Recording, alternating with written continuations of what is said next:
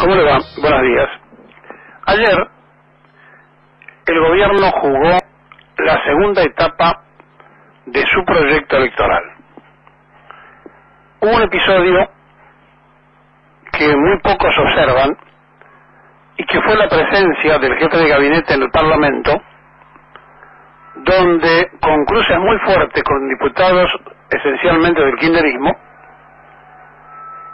puso de relieve el proyecto de la mesa chica del PRO, que ni siquiera es el proyecto de Cambiemos, sino de la mesa chica del PRO, que este programa revelara hace ya un tiempo, y que es la elección de los enemigos electorales del gobierno de Mauricio Macri. El presidente y su mesa chica han determinado dos enemigos esenciales: el kirchnerismo tribunalicio, es decir, aquellos que están recargados de cuestiones judiciales, para lo cual tienen un aliado fundamental que es el Grupo Clarín, y por el otro lado, la búsqueda de los enemigos constante y permanente que tienen mala prensa, que son mal vistos por la sociedad, que es la dirigencia sindical. Elegidos los dos enemigos, y en una situación casi de egoísmo, mandaron a María Eugenia Vidal, la que mejor marcaba, la que mejor posicionada estaba políticamente dentro de lo que son los proyectos del PRO, porque no podían aceptar que María Eugenia Vidal midiera más que Macri, y la mandaron al sacrificio, entre comillas de sacrificio político, para que se pintara la cara y se pusiera firme contra los docentes. El error de cálculo de la mesa chica del PRO es subestimar a los docentes creyendo que era el sector más débil y más vulnerable por la propia anarquización que vive el gremialismo docente, con 5 representaciones nacionales, 6 en la provincia de Buenos Aires, 17 en la ciudad de Buenos Aires, 60 en todo el país. Y se equivocaron de enemigo. Porque ayer, mientras se ponía en escena esta segunda etapa para demostrar que de un lado estaban ellos y del otro lado los que se habían ido, para que la sociedad fuera determinante en un futuro y dijera: nosotros queremos cambiar y no nos dejan. Y entonces el ministro Esteban Bullrich salió a decir primero que iba a llamar a la paritaria, pero no para tratar el tema salarial, y después el jefe de gabinete reafirmó que no se iba a llamar a la paritaria nacional porque hacía 20 años que los gobernadores de las provincias se quejaban porque se fijaba el salario a nivel nacional de quien no tiene que pagar sueldos nacionales. Esto no es cierto. Y lo marcó muy bien en la introducción el mejor orador que tuvo ayer la jornada, porque fue el más técnico, que fue el que abrió el acto, el más largo también, y que fue el titular de duda, Sergio Romero, que expresó que no es cierto que no paguen salario, porque el hecho del financiamiento que tienen que dar electoralmente, educacionalmente está establecido así en la ley, al igual que en el caso electoral, para la educación tienen que solventar la nación las diferencias que surjan, y explicó que los docentes, a todos los docentes en el recibo, le descuentan justamente ¿para qué? Para que a donde tenga que auxiliar la nación se pueda auxiliar con fondos nacionales a las provincias que no pueden llegar a ese objetivo. Es decir, no es cierto que no pagan salario, están en el recibo de los docentes, figura el aporte que hace cada docente para sostener justamente ese fondo que la nación tiene para marcar y auxiliar a las provincias cuando no llegan a la diferencia que hay entre lo que se establece de salario mínimo y lo que ellos pueden pagar. O sea que allí hay un error del jefe de gabinete, pero a él no le importaba si había errores o no había errores. El tema era tratar de producir la discusión, y lo mismo hacían del lado kirchnerista, para demostrar que hay dos bandos. Y así como los errores de Cristina hicieron presidente a Macri, ahora los errores de Macri van a oxigenar la candidatura imaginaria de Cristina, suponen algunos, y entonces el propio gobierno le hace decir a los encuestadores que trabajan para el gobierno que está muy bien posicionada Cristina, etcétera, etcétera, a los efectos de que la sociedad tenga que elegir entre Cristina y el cambio.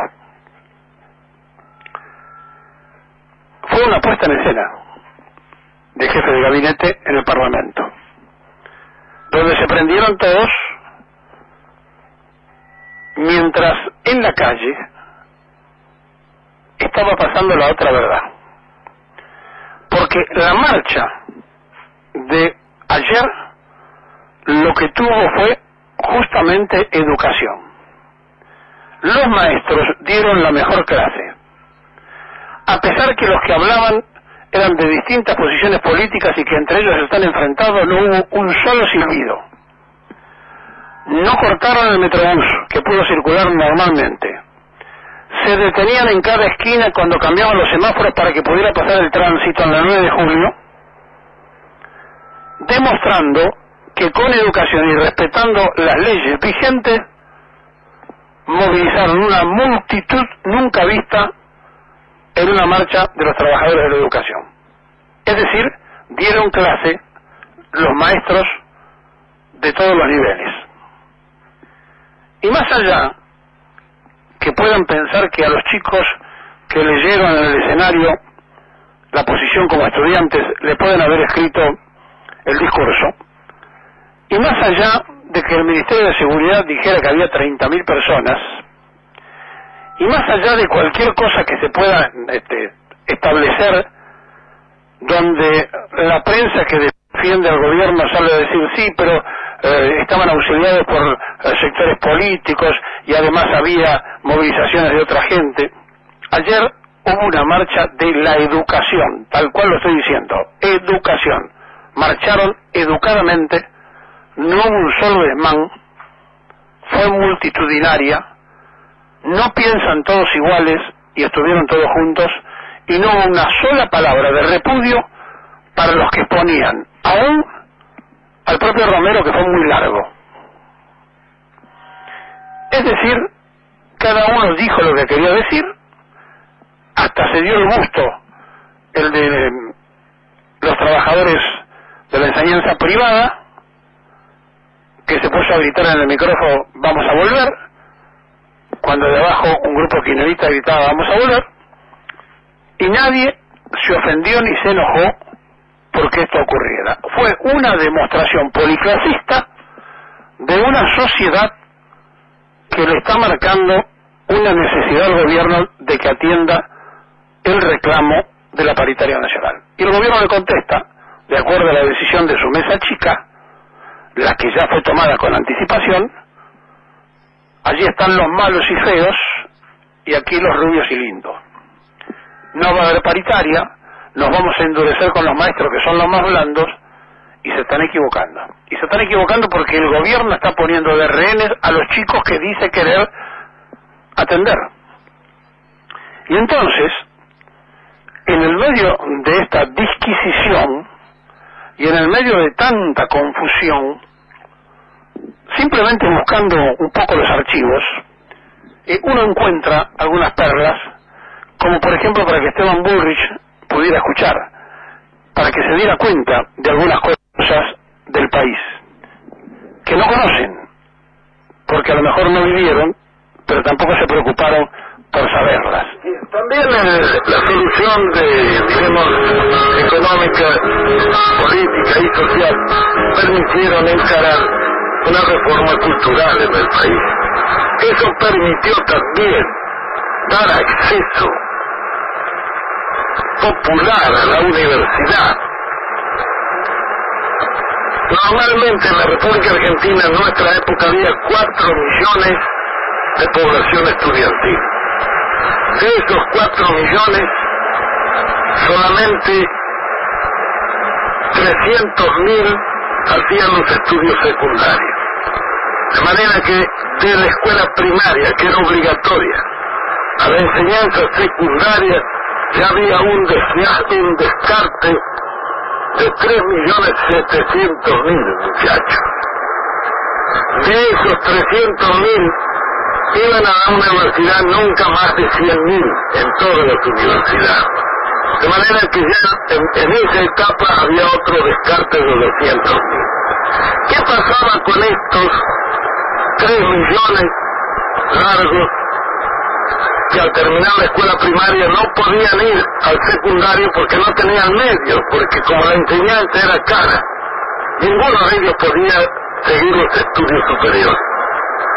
Y estos iban a los potreros, que eran las escuelas de delincuencia más conocidas. Y nosotros no tuvimos delincuencia infantil. ¿Por qué? Porque en Buenos Aires más de 50.000 muchachos tenían sus clubes. Se crearon 90 clubes de barrio, donde tenían en lo posible cancha de fútbol, de básquet, boxeo, de gimnasia, en fin, todas las actividades deportivas. Esos clubes los hacía el Estado y se lo entregaban a los vecinos que lo administraban y lo llevaban adelante. Por otra parte, las escuelas profesionales, donde el chico iba, recibía un salario y a la vez estudiaba. Después de recibirse de operario, iban a la fábrica, estaban 3 años. Y ahí podían pasar a las escuelas de aplicación, que eran escuelas para formar sobrestantes, jefes de talleres, etc. Después de estar en taller, iban nuevamente a la industria, y estaban 2 o 3 años, y entonces tenían derecho a ingresar a la universidad obrera, de donde salían ingenieros de fábrica en cada una de las grandes especialidades de la industria. Eso fue para la masa. Es decir, en esto se contempló un panorama de conjunto y se hizo la conquista más grande. Fue que allí la universidad se llenó de hijos de obreros, donde antes estaba solamente admitido el oligarca, porque la forma de llevar al oligarca es poner altos aranceles, entonces solamente puede ir y que los paga. Nosotros suprimimos todos los aranceles.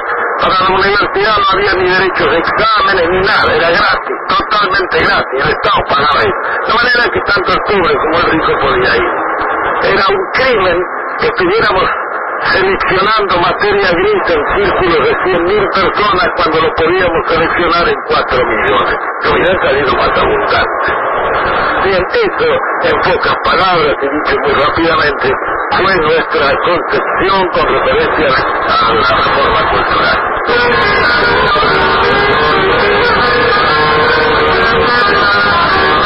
General, ¿cómo sintetizaría usted la obra de gobierno en lo que hace al desarrollo global del país?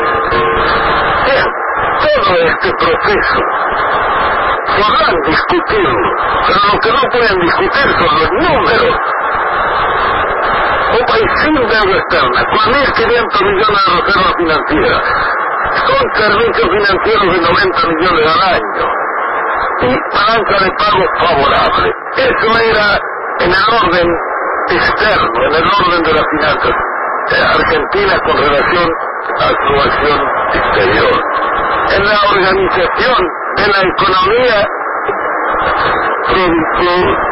lo que quedó después de nuestro gobierno era una economía de abundancia, donde a nadie le faltaba dinero y con una emisión total que nunca pasó de 38.000 millones de pesos, dimos servicio monetario a todo el país, mediante una velocidad de giro que llegó a 8 veces en el año.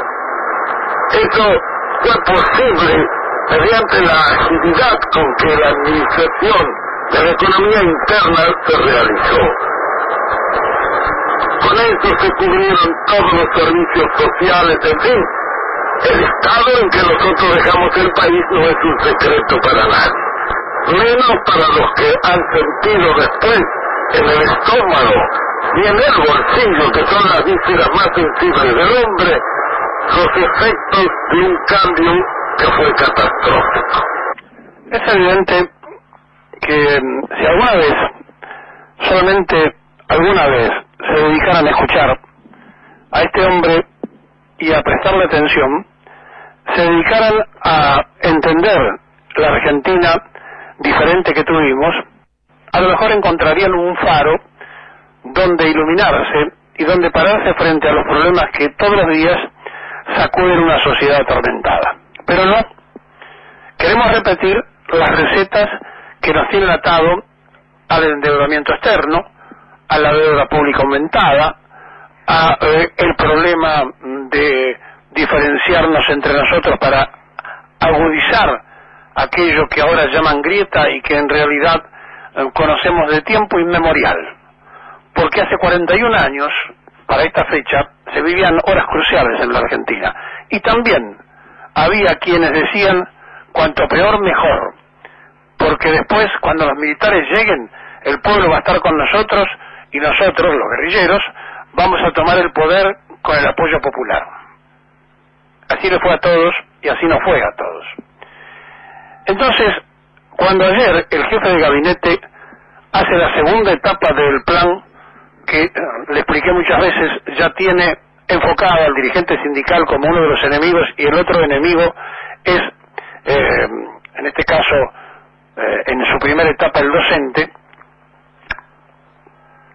objetivamente lo que buscan es derrotar el hecho de no llamar a paritaria para sentar precedentes de la flexibilización laboral. Es decir, para que nadie después diga que es obligatoria la paritaria.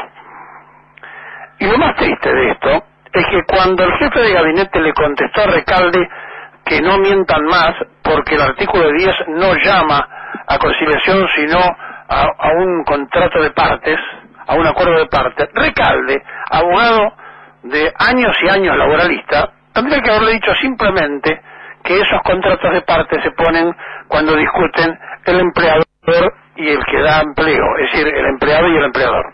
No lo dijo, porque estaban enfroscados en decirle los errores del gobierno y el jefe de gabinete en marcarle los errores de los que se habían ido. Es decir, ambos trabajan unos para otros. Los errores del kirchnerismo trajeron al macrismo, lo que el macrismo hace como gobierno, traen otra vez el resurgimiento de los que se fueron. Entonces quieren marcar esa instancia que la Argentina está o con el kirchnerismo o con el macrismo o no tiene destino. Y entonces hay que elegir a los buenos y rubios en contra de los negros y feos. Y estamos en esa situación tan complicada y tan difícil mientras nadie se ocupa de otros datos que deberían ser mucho más influyentes y prestarle nosotros mucha más atención, como algo que en las últimas horas se conoció cuando el Instituto Bilde, que es un instituto que depende de Naciones Unidas, hizo un estudio acerca de lo que se considera la evasión tribunalicia, la evasión fiscal, la evasión legal, o sea, la evasión por todos los medios, o sea, que evaden pero no son sancionados, de las grandes corporaciones mundiales. Y se calcula que evaden anualmente 500.000 millones de dólares. Hasta allí, una noticia que no tendría mucha influencia sobre nosotros.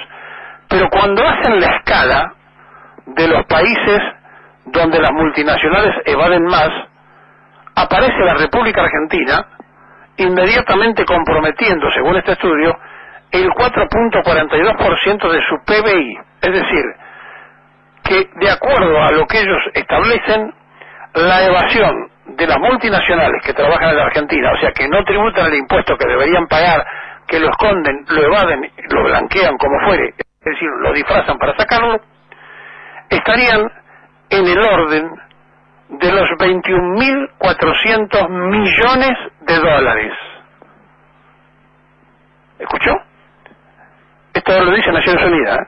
La evasión fiscal en la Argentina de las multinacionales estaría en 21.400 millones de dólares. Que ni el que se fue de la FIP ni el que está ahora seguramente recaudarán. Ni recaudaron ni recaudarán. Y mientras tanto, uno se para decir, bueno, pero ¿en qué ubicación estamos? Los países que tienen, digamos, mayor monto, o sea, valores totales incluidos, o sea, por el volumen, acá hay menos multinacionales que en otros países, aparece el primer evasor de Estados Unidos, Japón e India, e inmediatamente aparece la Argentina. Nos superan a nosotros, porque no controlan nada, países tan insólitos que la gente no debe saber ni dónde están. Es decir, Zambia, Guayana, Chad, Malta, Pakistán, las Islas Comán, Guinea. Es decir, países que no tienen ninguna clase de control y se va de todo casi. Las multinacionales se llevan todo, no pagan nada. Ahora, ¿dónde se produce la mayor evasión según Naciones Unidas? ¿En la Argentina? ¿A dónde le parece? ¿Qué piensa? A ver. En el mundo agrícola de nuestro país.